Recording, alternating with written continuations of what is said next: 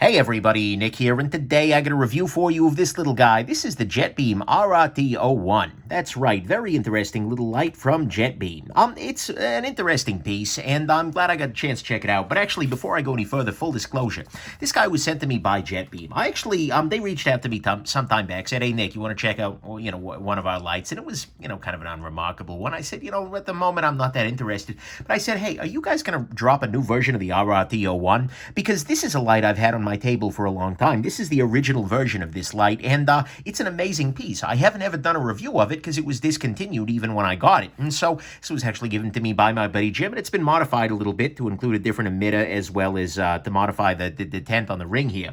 But I love the light, and I figured that'd be a cool thing for them to bring back out. And so at the time, I said no to that. But then later on, they reached out to me and said, "Hey, Nick, we've got one if you're interested." And I said, "Yes, I am." So they sent this along. I told them, as always, I'm talking about the good, the great, the bad, the ugly. Might be a gem, might be junk. I sent them my full disclaimer from my website. And I told them, and they still sent it along. Of course, we have to assume this is the very best quality controlled one of these guys ever. We also have to assume that I'm doing my best here not to let that affect my my review. But nevertheless, that's what we got going on here. There's your full disclosure. Next thing, size comparison. Not a tiny light. Here it is against the original RRT01. So you can see here it is actually a little bit thicker overall than the original guy, and it's also a little bit longer. I'm not necessarily a huge fan of that, but it is what it is. Here it is against the ETAC D25A. Here it is against a standard AA battery as well as a CR123. Here it is with an 18650 battery. And here it is against the ThruNite Neutron 2C, which is another light with continuous adjustment, but it is button-based, such that I can hold it down to get that. A whole different world. See here, it's getting brighter and brighter and brighter. Anyways, so there's that situation. That's the size of this. Not particularly big. Then finally, like I said, this is a remake of an original light here. The original light actually has some things that are relatively compelling. I was very excited when I heard they were doing a different one of these guys, but the output on this is a lot higher. It's in many, many ways improved. So let's go on ahead and jump into the good, the great, the bad, the ugly of this very interesting light here. So, to start with, this guy has a very nice bottom end to it. To start with, it tail stands very, very easily. It's nice and wide, and it's not particularly topply. It tail stands beautifully. There's no concern whatsoever with this guy, and it also has little holes here that you can put tritium tubes into if that's something that brings you joy. So that's a nice thing. Next thing, this guy comes with a rechargeable battery inside of it. This is a CR123 or what is it, 18340 light, I believe. You can do either one of those things in the tube here. You can see actually that there's a little bit of rattling room for a CR123, so it can accept a larger battery. But it ships with one of these guys. This is a CR123 style cell. I mean, technically it's a 16340. But it actually has a micro USB slot in there, so I can actually charge this battery from any micro USB cable, even though the light doesn't include any built-in recharging. That's nice at some level. I mean, it beats no rechargeability at all, beats having to use some funky little adapter recharger guy. But nevertheless, that's something to keep in mind, and it's nice that it includes a battery of any kind. That's good. Next thing, beam pattern on this guy.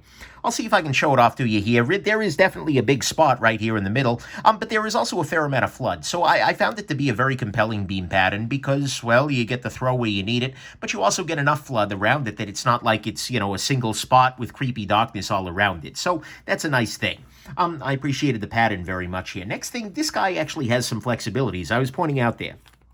This works with their rechargeable 16340 battery here. It works with a standard CR123 or RCR123 battery. It works with an 18350 battery. Either way, it works with a variety of batteries, and so that means you've got a little bit more flexibility. Certainly, CR123, etc., is less common than a AA or something like that. But there's still a pretty good chance you can walk into a grocery store, at least here in the U.S., and come up with a battery that'll fit in this light. That's not a bad thing. So that's good. Next thing, this is waterproof. It's not like, oh my God, 50,000 meters dive light sort of thing, but it's definitely waterproof enough. You drop it in a drink, you're probably going to be fine. That's nice. Next thing, this does have strobe functions. They're a little fiddly to get to, but what you saw there is I rotated up and down, up and down, up and down, and now it's in strobe mode. And in fact, if I do that 3 times, no, hold on. 1, 2, 1, 2, 1, 2, 3. There is an approach to getting this little strobe thing. It involves quickly rotating this guy on and off. There we go. Hey, we're in disco mode now. So in case you need to go to, if you want to be the life of the party, this light has got it before you're ready to go. So you do have those strobe functions in there, but they are almost impossible to turn on, well, frankly, generally. But they're especially impossible to turn on accidentally, because really the only interface on this guy is the rotary interface, and we'll talk about that in just a second here. Next thing, this is plenty bright. It is 1 to 950 lumens. On the low end, it is a 1 lumen light, and you can see here, I'm going to turn it on, and you'll just barely be able to see. See there, it's kicked on. This is just barely any freaking light at all the way up to 950 lumens, which is very, very bright. This is able to illuminate not just in an indoor setting, but it's pretty damn good outdoors. And that's very nice. And then finally, the run times on this are fine. You can go about half an hour at the highest setting on this guy with the built-in battery here, and go about 80 hours on the lowest setting with this little guy. But the one thing to remember, though, we'll talk about this in a second, though, is that the rotary interface is actually a battery-saving feature, although a lot of people don't think about it that way. So, all of that, to me, is the good, is that the run times on it are fine. It's plenty bright. It's got some strobe functions. It's waterproof. It works with a variety of, weird flashlight batteries, but still, it's got a good beam pattern, rechargeable battery included, and tritium holes and a tail standing cap, as well as a lanyard tube, or a lanyard hole in the back there, if that's something that brings you joy. On the great side, to me, 100%, and every time I handle a rotary light for any amount of time, I'm reminded that the rotary interface is the best interface for a flashlight. I mean, seriously, fight me, bro. I don't care. Rotary interface is better than any other damn thing. Because, for a bunch of reasons. To start with, this one particularly is very quick. Watch, I'm going to bring this guy to turbo. There we go. Oh, hold on. I grabbed too hard and started unscrewing it. But nevertheless, I can turn this guy from 0 to turbo in just a moment there. It doesn't take any real effort at all. So it's just as quick to turn this guy to turbo as it is to do anything. But it also saves battery, because you've probably been in a situation where you're indoors and if you're using a light that's got multiple modes, for instance, come here, roll light, where are you? Here we go. This guy. This guy, you hold it down, you get one of 3 modes. 1, 2, 3, 1, 2, 3. And it could be that the lowest mode is too bright for you, or it could be that the lowest mode is a little too dim, but medium's a little too bright. Where it would be really perfect just to be able to dial exactly the amount of light you want. And with this guy, you really can. You can truly continuously vary the amount of light here. And it is continuous. It's not stepped in any way that I can tell. Maybe it is stepped at some level that, is below human perception, but to me at least, it feels completely smooth. And so I can dial exactly the amount of light I want on this guy, and every time I use the light, I can turn the light on to exactly the brightness I need, and if it's not bright enough yet, I just keep turning, and then I stop when it is. What this means is that in a situation where maybe I would have overshot and ended up going for something that's a little too bright, instead, I'm going to end up at exactly the brightness I want. Similarly, when I'm turning this guy on, there is 0 chance of my going to a mode that is too high and blowing out my night vision. If I am, for instance, in a very, very dark room and I'm wanting to keep my night vision but just get a little light on the subject, if I just start rotating slowly, there is 0 chance that I'm going to get anything brighter than I want. So again, I can just turn this brighter, brighter, brighter until it gets to the point where I need it, and there's no there's no chance of, oh God, it turned on to high. I'm going to be blind for a little while. Basically, a rotary light ensures that you get exactly the perfect amount of light for you, period, in every situation. And that saves battery, that saves effort, and frankly, it's just so damned intuitive. I show this to my wife, who is a smart lady, but she's not a flashlight geek, and she's just like, so you turn the light until you get the right amount of light? I said, yeah. Okay, that makes a lot of sense. Why don't all lights do that? Well, because we're crazy as a species. So that's good. And actually, I'll say, I want to give a little bit more of some perspective on this. Recently, we were in the Sequoia National Park. It's a beautiful place. I highly recommend it. That national park is a gem. However, within the Sequoia Park, there is the Crystal Caves. In terms of caves, natural caves, there were better ones, like Lewis and Clark Caverns, etc. in Montana. Absolutely, there are some great caves in the world, but this one was a pretty solid cave. But as you were walking in there, they didn't give you flashlights, but if you had your own, you could use it. and this was perfect. This was in my pocket that day for review, and it was absolutely wonderful because in times where I wanted just a little bit of light, I could give myself just a little bit of light. But if I really wanted to go, if I'm looking out into some little crevasse and I'm trying to figure out what's down there, I can turn this guy up and up and up until I need to. And I never once hit a situation where there were a couple of places where I might have wanted a little bit more throw than this guy provides, but that's, because it's a big-ass cave and going a long distance there. But I never ran into a situation where I felt like I wasn't getting the brightness I need.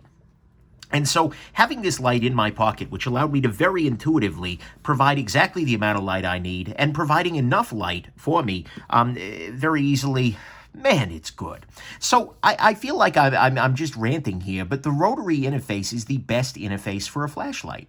Like, period. I've known this before. The HDS Systems rotary light is amazing, and this one is too. As is the original JetBeam, as is the original RRT01. There's a reason that this guy is stuck around on my review table, because it's perfect, because I can put in exactly the amount of light I need to show something off on camera without anyways, I digress. This is a perfect interface. Damn it, light makers, just make more rotaries. Life will be better. This light, would it be better with a rotary? Yes. Everything is better with a rotary, except potentially streets. I'm not used to them. I'm an American. Anyways, so the rotary interface is the best interface, period. Shut up, fight me, bro. On the bad side, the price on this guy is a little higher than I'd like. $80 is putting it well above a lot of the other lights in the consumer market here. It's putting it above the D25A, putting it above the Neutron 2C. It's not an inexpensive light. Mind you, it's really good, but it's still not super inexpensive, and I sure wouldn't mind seeing that price come down in the future. Next thing, I definitely miss external USB charging. It has sort of become a sine qua non for me in flashlights that there is some way to recharge by USB. The reason for that is that I don't carry a flashlight charger. I don't carry a fancy little device that charges weird batteries. I could, but I don't.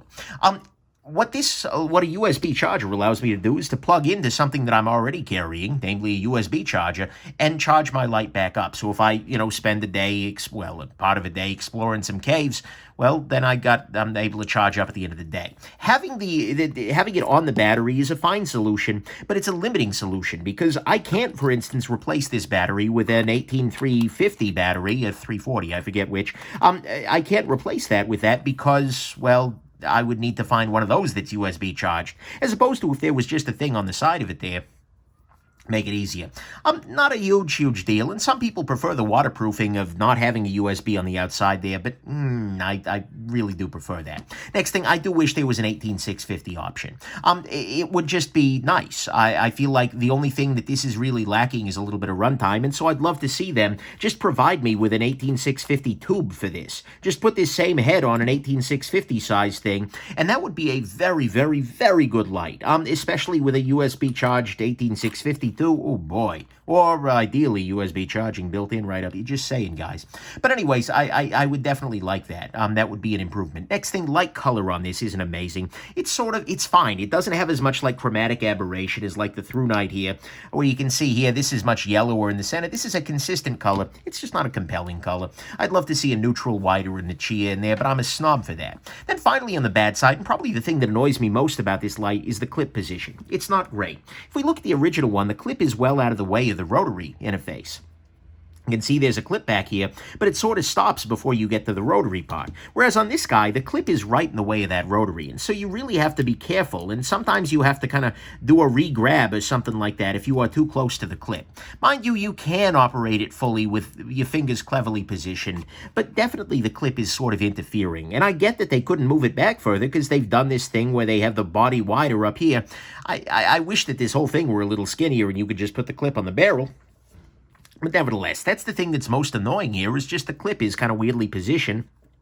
And although I don't know that there's a better place to put it, yeah, that's not great. And so to me, at least, that's what's bad here, is that the clip position isn't good. The light color isn't amazing. I wish there was an 18650 option, or better still, like the Neutron here, where it was a barrel that you could just insert a spacer into to give yourself 18650 space. Oh man, that would be great. And I'm missing external USB charging, and $80 is a little bit much, although it's still a great light. Ugly front, there's nothing really ugly. I learned to live with the clip. Once you position yourself properly, Like if you put your index finger up against the side of the clip when you grab the light, then you can rotate it more or less fully. But aside from that, that's the only thing that's borderline ugly, and I don't think it is after longer use.